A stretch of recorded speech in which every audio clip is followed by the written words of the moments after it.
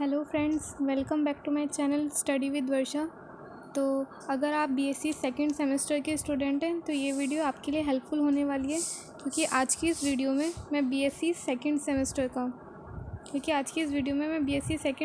का practical discuss करने वाली हूँ, जो कि फ़िज़िक्स का है। तो आज की इस वीडियो में हम सेकंड सेमेस्टर फ़िज़िक्स का प्रैक्टिकल डिस्कस करेंगे, क्योंकि प्रैक्टिकल का नाम क्या है हमारा, थर्मल कंडक्टिविटी फाइंड करनी है हमें। किससे? सेरेल्स अपार्टस से। और सेरेल्स अपार्टस होता कैसे है, वो ऐसा होता है, वो आपको लैब में देखने को मिल जाएगा। तो चलिए स्टार्ट करते हैं। तो जो बीएससी के सेकंड सेमेस्टर के स्टूडेंट हैं और जो इस चैनल पे नए हैं, तो इस चैनल को सब्सक्राइब कर लें, जिससे आप सभी को और भी सेमेस्टर की इम्पॉर्टेंट वीडियोज़ मिल सकें। और ये वीडियो आपके लिए रिकॉर्ड फाइल को लिखने के लिए हेल्पफुल होने वाली है, और वाइवा के प्रिपरेशन के लिए भी हेल्पफुल होने वाली है, क्योंकि जब एक बार आपकी रिकॉर्ड फाइल अच्छे से तैयार हो जाएगी, मतलब प्रैक्टिकल आप अच्छे से लिख लोगे, तो आपको एग्ज़ाम में भी उसी से ही मार्क्स मिलेंगे। और आपको जब सब कुछ पता होगा तो आपको उससे ही वाइवा की प्रिपरेशन में भी मदद मिलेगी। तो अगर किसी ने लैब अटेंड नहीं करी है तो कोई बात नहीं, कोई दिक्कत की बात नहीं है कि अगर आपने फ़िज़िक्स की लैब अटेंड नहीं करी है, बस आपको प्रैक्टिकल पता होना चाहिए, उसका एम, अपार्टस, ये सब पता होना चाहिए।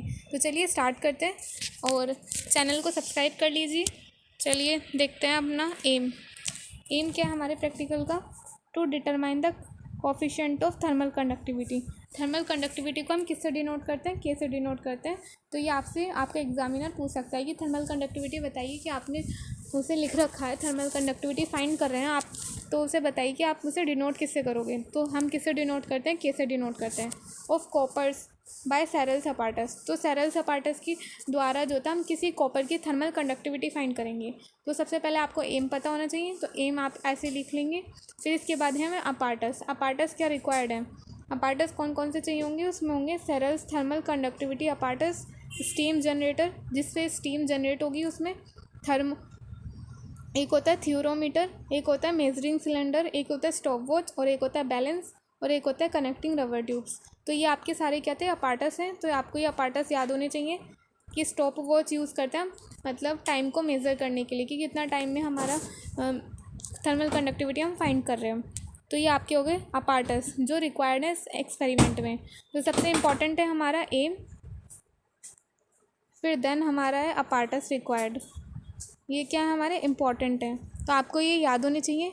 नेक्स्ट है हमारा थ्योरी। तो थ्योरी मतलब थर्मल कंडक्टिविटी हम फाइंड कर रहे हैं। तो थर्मल कंडक्टिविटी होती क्या है, तो थर्मल कंडक्टिविटी एक प्रॉपर्टी है of a material by which heat flows from a region of higher temperature से लोअर टेम्परेचर रीजन तक जो होती हीट क्या होती है, फ्लो होती है। तो थर्मल कंडक्टिविटी एक प्रॉपर्टी है जो किसी मटेरियल से हीट फ्लो होती है हायर टेम्परेचर रीजन से लोअर टेम्परेचर रीजन की तरफ। तो अकॉर्डिंग टू द फॉरियर्स लॉ। तो फॉरियर्स लॉ आपसे पूछा जा सकता है कि फॉरियर्स लॉ होता क्या है, तो आपको फॉरियर्स लॉ आप उसे अच्छे से याद कर लेना। अगर नहीं मिले तो आप उसे नेट पे सर्च कर लेना। तो ये भी पूछ सकते हैं आपने इसमें फॉरियर्स लॉ अप्लाई किया है, तो आप इसका फॉर्मूला बताओ और इसका मतलब लॉ बताओ कि फॉरियर्स लॉ होता क्या है। तो फॉर्मूला जो है इसका के यहाँ पे क्या है, थर्मल कंडक्टिविटी है, MS T2 - T1 into L upon में 80 इंटू θ1 - θ2। नेक्स्ट देखते हैं, तो इसका इम्पॉर्टेंट क्या है, इसमें फॉर्मूला भी इम्पॉर्टेंट है और फ्योरियर्स लॉ भी हमारा इम्पॉर्टेंट है। नेक्स्ट देखते हैं हम अपना, अब हमें क्या लिखना है, प्रोसीड्योर। मतलब प्रोसीड्योर का मतलब होता है कि हम इस एक्सपेरिमेंट को करना कैसे कैसे है। तो फर्स्ट पॉइंट है हमारा, कनेक्ट करना पड़ेगा अपार्टस को प्रॉपर्ली।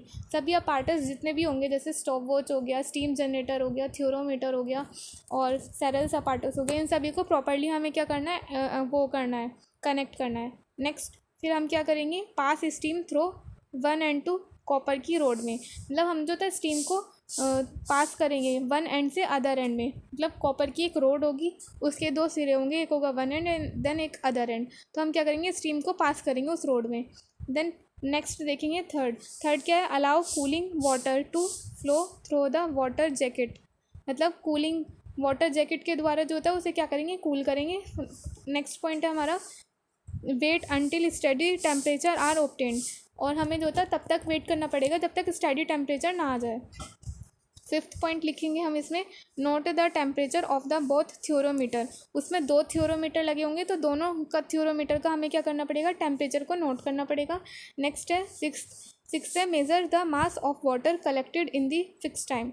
तो अब हमें क्या करना है, मेज़र करना है वाटर जो हमने कलेक्ट किया उसमें, तो उसे भी हमें मेज़र करना पड़ेगा। नेक्स्ट है हमारा 7 पॉइंट कि repeat the observation and calculated the average value. Repeat करनी पड़ेगी ऑब्जर्वेशन को, मतलब अगर हमने एक बार ऑब्जर्व कर लिया, मतलब एक बार रीडिंग ली, तो उसे ही क्या करनी पड़ेगी हमें मल्टीपल टाइम्स या फिर 3 से 4 रीडिंग हमें ज़रूर लेनी है। तो इसे लिखा है कि ऑब्जर्व करनी पड़ेगी और कैलकुलेट करनी पड़ेगी एवरेज वैल्यू।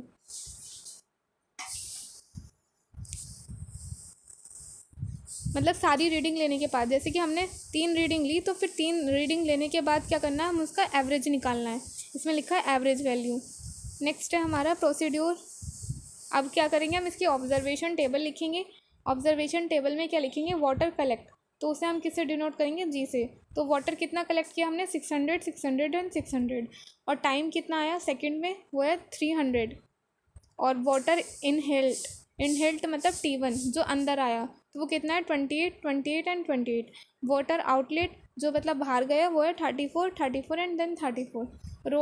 रोड का जो टेम्परेचर है, मैंने बताया था 2 थियोरोमीटर यूज़ होंगे, तो एक का टेम्परेचर θ1 है और एक का टेम्परेचर क्या है, θ2 है। तो इसकी रीडिंग क्या आ गई हमारी 94 एंड देन 79। ये आप इसे लिख लेंगे। ये आपसे कोई भी पूछने नहीं वाला एग्जामिनर, बस आपसे क्या पूछा जाएगा, बेसिकली इसका एम पूछा जाएगा, अपार्टस पूछे जाएंगे, और इसमें कौन सा फॉर्मूला यूज़ हुआ है, कौन सा लो यूज़ हो रहा है, ये सब पूछे जाएंगे। नेक्स्ट है हमारी कैलकुलेशन में के आप बताओगे कमेंट करके कि के को क्या बोलते हैं। और ये हमारा MS T2 - T1 into L 80 into θ1 - θ2। तो M क्या हो गया, 600 ग्राम है। S क्या है यहाँ पे 1 कैलोरी या फिर ग्राम डिग्री सेल्सियस, इसे हम ले सकते हैं, ठीक है, या तो कैलोरी में लेंगे या फिर ग्राम डिग्री सेल्सियस में लेंगे। अब यहाँ पे T2 - T1 ये टेम्परेचर को माइनस कर देंगे, 34 - 28, तो कितना आ गया, 60 डिग्री सेल्सियस आ गया। और ये हो गया हमारा एरिया, कितना है 4.9 सेंटीमीटर स्क्वायर, और टेम्परेचर कितना है हमारा 800 मतलब 800 सेकेंड, और θ1 - θ2 कितना हो जाएगा 94 - 79, तो कितना हो जाएगा 15 डिग्री सेल्सियस। तो ये आप जो कैलकुलेशन है इसे इसमें से नोट कर लेना। नेक्स्ट है हमारा, अभी हम इसे कैलकुलेट कर रहे हैं, के इक्वल है हमारा, आप इसे कैलकुलेट कर लेना इसमें से देख के। जो हमारा के आया वो निकल के आया हमारा अप्रॉक्सीमेट 1.63 कैलोरी सेंटीमीटर सेकंड या फिर डिग्री सेल्सियस। तो ये जो है हमारा जो थर्मल कंडक्टिविटी है, या तो ये कैलोरी में मेज़र होगा या सेंटीमीटर में या फिर सेकंड में या फिर डिग्री सेल्सियस में, किसी में भी हो सकता है, तो इसकी यूनिट कुछ भी हो सकती है, ठीक है। तो इसका जो वैल्यू आई वो कितनी आई 1.63। तो हम इसे नेक्स्ट लिख देंगे। उसके बाद हम क्या लिखेंगे, डायमीटर लिखेंगे। डायमीटर ऑफ द रोड हमने कितना लिया था, 2.5 सेंटीमीटर लिया था। क्रॉस सेक्शनल एरिया कितना लिया है, 4.91 सेंटीमीटर स्क्वायर लिखा है। तो अब इसके बाद प्रिकॉशंस लिखेंगे, देन फिर उसके बाद एरर लिखेंगे, फिर जो हमारा रिजल्ट आया वो लिखेंगे। प्रिकॉशंस क्या है, जिस पे हमें मतलब प्रिकॉशंस का मतलब होता है कि सावधानियाँ, मतलब जो हमें ध्यान रखना है एक्सपेरिमेंट को करते टाइम। तो फर्स्ट प्रिकॉशन है हमारा, स्टीम शुड फ्लो कंटिन्यूसली, जो उसमें स्टीम फ्लो होगी वो कंटिन्यूसली फ्लो होनी चाहिए।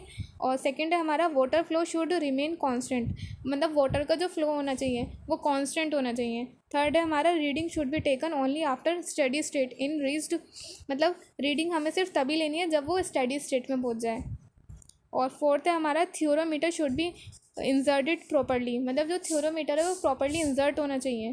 फिफ्थ है हमारा, water should not leak from the apparatus, मतलब जो वाटर हम उसमें डालेंगे वो अपार्टस में जो था लीक नहीं होना चाहिए। जो वाटर जैकेट यूज़ करिए ना, उसमें हमारा जो वाटर भरा हुआ होगा वो लीक नहीं होना चाहिए अपार्टस में, मतलब जो जिससे कभी सभी अपार्टस पे वो गिर जाए, ऐसा नहीं होना चाहिए। सिक्स है हमारा, मेज़र टाइम एक्यूरेटली, और हमें जो था टाइम को क्या करना है, एक्यूरेटली मेज़र करना है।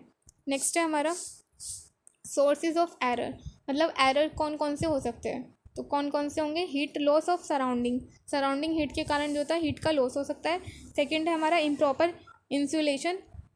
थर्ड है हमारा, एरर इन दी थियोरोमीटर रीडिंग, थियोरोमीटर की अगर रीडिंग लेते हुए हमारा एरर आ सकता है, हीट में लॉस हो सकता है सराउंडिंग टेम्परेचर के कारण, और इम्प्रॉपर इंसुलेशन हो सकता है। फोर्थ है हमारा, नॉन यूनिफॉर्म वाटर फ्लो, मतलब यूनिफॉर्म मतलब एक समान रूप से अगर वाटर का फ्लो नहीं होगा तो हमारी जो था रीडिंग भी क्या आएगी, गलत आएगी। तो फिफ्थ है हमारा, इंस्ट्रूमेंटल एरर्स, मतलब ये लिखे हैं कि इतने एरर हो सकते हैं हमारे, ज़रूरी नहीं है कि हो, बट हो सकते हैं, संभावना है, इसलिए हमें केयरफुली करनी है। नेक्स्ट आएगा हमारा रिजल्ट। अब हमें क्या इसका रिजल्ट मिला, नेक्स्ट में हम लिखेंगे रिजल्ट। अपनी हेडिंग लिखेंगे रिजल्ट, देन फिर लिखेंगे the coefficient of thermal conductivity of copper. किसकी फाइंड कर रहे थे हम? कॉपर की फाइंड कर रहे थे। और किससे फाइंड कर रहे थे? सेरेल्स अपार्टस से फाइंड कर रहे थे। तो उसकी जो हमने फाइंड करी वो कितनी आई थी? के इक्वल टू आई है 1.63 कैलोरी या फिर सेंटीमीटर या फिर सेकंड या फिर डिग्री सेल्सियस। तो ये क्या था? हमारा एक्सपेरिमेंट था और ये आपका इंपॉर्टेंट एक्सपेरिमेंट है। नेक्स्ट एक्सपेरिमेंट होगा लीज डिस्क द्वारा। और आपसे ये भी डिफरेंट पूछा जा सकता है कि सेरेल्स अपार्टस और लीज डिस्क में क्या डिफरेंट होता है। सेरेल्स अपार्टस आपका यूज़ होता है हमारा गुड कंडक्टर के लिए और लीज डिस्क यूज़ होता है हमारा बैड कंडक्टर के लिए। तो ये नेक्स्ट एक्सपेरिमेंट जो होगा हमारा लीज डिस्क वाला हुआ और उसमें जो था आपका वो भी सिमिलर एक्सपेरिमेंट है। बस क्या होता है कि सेरेल्स अपार्टस गुड कंडक्टर के लिए यूज़ होता है जबकि लीज डिस्क अपार्टस जो है वो बैड कंडक्टर के लिए यूज़ होता है। और इससे पहले मैंने आपको एक एक्सपेरिमेंट की लिस्ट दी थी जिसमें मैंने आपको बताया था कि 7 से लेकर 10 एक्सपेरिमेंट हैं, तो आप उनको देख लेना। आपकी कॉलेज में जो भी एक्सपेरिमेंट कराए होंगे आप मुझे बता देना, मैं आपको उसी के अकॉर्डिंग प्रोवाइड करा दूँगी कि आपको कौन सा एक्सपेरिमेंट चाहिए, तो मैं उसी के ऊपर वीडियो बना दूँगी। और अगर आपको वीडियो हेल्पफुल लगी हो तो प्लीज़ वीडियो को लाइक, सब्सक्राइब एंड शेयर करना ना भूलें। मिलते हैं आपसे नेक्स्ट वीडियो में नेक्स्ट टॉपिक के साथ। Thanks for watching. और अपना फीडबैक देना ना भूलें। अगर आपको वीडियो पसंद आई हो तो कमेंट करके ज़रूर बताएं। और आप किस यूनिवर्सिटी से हैं ये भी कमेंट करके बताएं। और आपको नेक्स्ट प्रैक्टिकल किस टॉपिक पर चाहिए ये भी बताएं। और मिलते हैं आपसे नेक्स्ट वीडियो में नेक्स्ट टॉपिक के साथ। अगर आपको किसी भी टॉपिक पर कुछ डाउट हो तो आप कमेंट करके वो भी बता सकते हैं, या फिर किसी भी रिलेटेड फिज़िक्स, केमिस्ट्री, मैथ्स या कुछ भी आपको डाउट है या फिर कॉलेज के बारे में या कुछ भी, तो आप मुझे कमेंट करके बता सकते हैं। मैं आपका ज़रूर रिप्लाई करूँगी। मिलते हैं आपसे नेक्स्ट वीडियो में नेक्स्ट टॉपिक के साथ। Thanks for watching.